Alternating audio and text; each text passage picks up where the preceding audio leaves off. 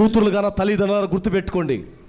నీ కూతురు వచ్చామా, నేను అక్కడ కాపురం చేయలేనే, మొత్తం మామూలుది కాదే, మా మామూలుడు కాదే అంటే, ఇక్కడే ఉండివే తేలుద్దాం, ఏరు ఎత్తా, నిన్ను తీసుకెళ్ళి ఏట్లు ఎత్తా అని అన్నావో నీ కుటుంబానికి కూడా పతనం స్టార్ట్ అయినట్టే. ఇంకా ఏంది అర్థమవుతుంది మీకు? నా చెవు గోపించుకొని తిరుగుతా, సింగల్ చెవుతో తిరుగుతా, సింగల్, ఒకటి లేకుండా ఆపరేషన్ చేయించుకోనని సరే. నీ కుటుంబం ఎలా ఉంటుందో చూడు.